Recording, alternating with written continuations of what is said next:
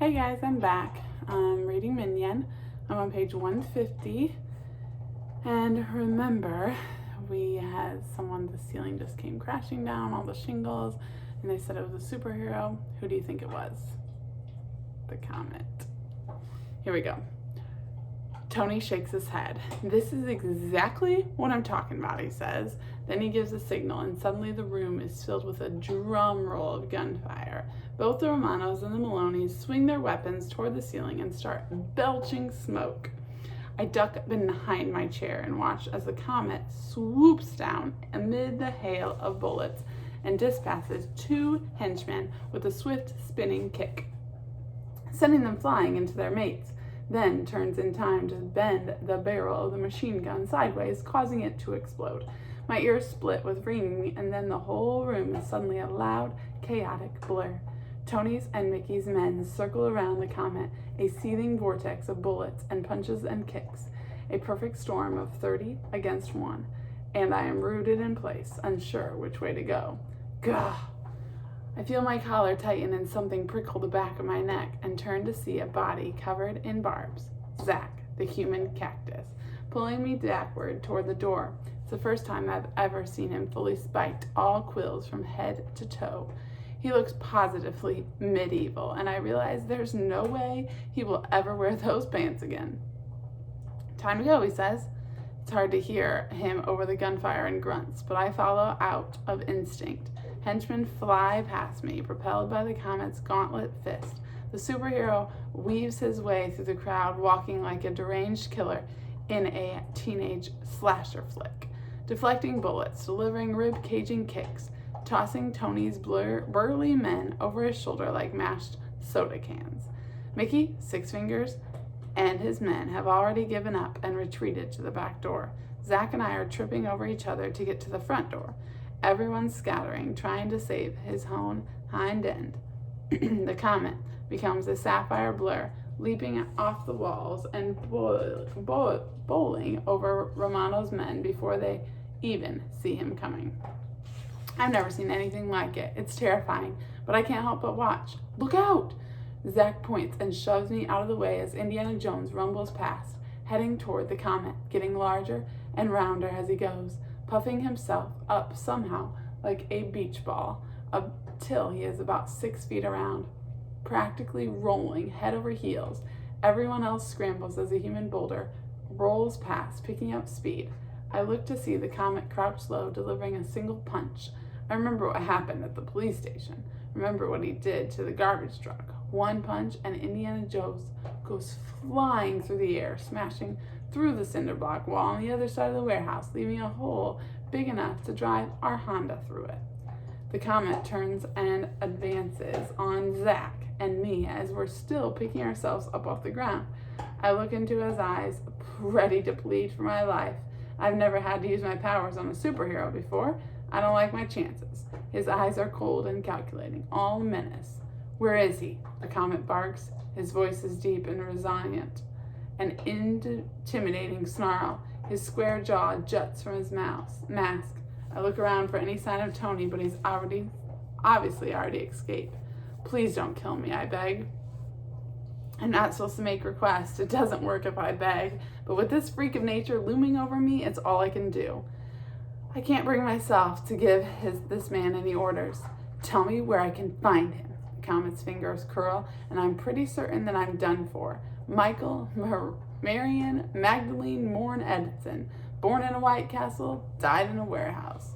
Never even got where I wanted to go. I make a list of all the people I blame for my premature death. It's not long, but it's pretty diverse. Nuns, superheroes, mafia heads, fast food employees. The comet takes another step toward me, and I figure this is all a good time as any to remember my prayers. Suddenly, I feel a sharp, stabbing arm in my arm as Zach grabs hold of me again, dragging me to my feet. Come on, he shouts as two more of Tony's henchmen try to tackle the comet from behind, buying us precious seconds to get to the door. I turn and follow Zach outside, the comet still slugging off trench-coated men behind me to where one SUV is already pulling away, carrying its lone passenger. I can see the silhouette of Tony Romano riding in the back. What's left of Tony's men pile into the other cars.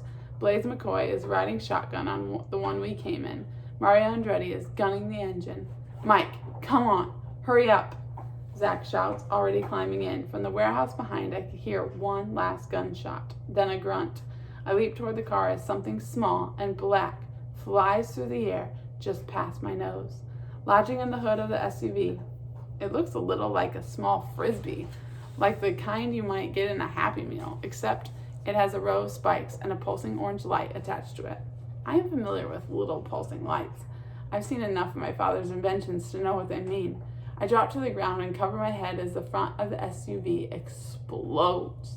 There is a mushroom of smoke, and I watch Zach and the others fall out of the doors or drag themselves through the busted windows of the now flaming vehicle. Mario scrambles to his feet and starts to run when a black wire or cord of some kind shoots out from the shadows and wraps around his feet, tripping him up. He lands face first on the gravel and screams something in a language that I can only assume is Italian. Another thin black wire wraps around Blades, dropping the kid to his knees, a knife falling from each hand. He groans, clearly hurt, and I just hope I was wrong about having a knife in his underwear. I don't wait around to see where all these things are coming from. I take off in the other direction, away from Zach and the burning SUV, away from the smoking warehouse, heading for the cornfield behind, with no other thought than to run, legs pumping. I realize I'm the only person wearing the right kind of shoes now. There is shouting, the peal of tires. I look back just in time to see something black whistling through the air. There's a sharp pain in my knee, and my legs cinched together beneath me, like pipe cleaners, twisting around, causing me to fall forward. I break the fall with my hands, though it still knocks the wind out of me when I hit, causing the already black sky to grow even blacker for a moment. I look down to find my legs wrapped tight in a black cable, thin but strong as a deep-sea fishing line, at least what I imagine it must be like. I've never actually been fishing or seen the ocean. I struggle to kick myself free, but I'm still flat on the ground when I hear the voice coming from the shadows. Where do you think you're going? It's not exactly the comet's voice, though it has the same gruffness, a gravel husk that is hard to place. I look up to see someone about my size, maybe a little taller, emerge from the shadows, dressed in a black jumpsuit, with thin gold stripes along the seams, wearing a black mask that covers everything but the mouth, a pair of thin white lips set into a sneer. He's got a pair of high-tech goggles with red lenses, all bug-eyed and scary. Though I can see him in the dark, I'm sure he can see me perfectly. He has a black leather bag slung across his body. One hand is tucked inside, no doubt reaching for another weapon. A gun, maybe, or one of those exploding disc things that he used on the SUV. Please let me go, I say, realizing that here in the dark, with him wearing those goggles, there is no way I can convince this guy of anything, no matter how badly I want to. I manage to prop myself on my elbows and try to get a better look, but his outfit has a way of blending him into the background, creating little more than an outline. I have no idea who this new guy is, but I'm pretty sure I know who he came with. Hey, wait, listen. You got the idea all wrong. I'm not really with those guys. It's a lie, of course, but it's the best I can come up with. I pull on my coat, scrunched so tight around my armpits that I can barely move. This isn't even my suit. I could tell, the figure says. It doesn't go with your shoes at all. He takes his hand out of the bag, and I can see that it's empty. No bombs, no guns. Maybe I'll just be strangled to death. The figure in black cocks his head to the side, taking me in from a slightly different angle. Then he reaches down with a gloved hand and lifts me up without the slightest effort. He has long fingers, I notice. A magician's fingers. We stand there for a moment, and I want to ask, so what happens now? But before I can, there is a flash of light and the growl of a motor as another SUV comes barreling through the field at top speed, making a shower of scattered corn husks.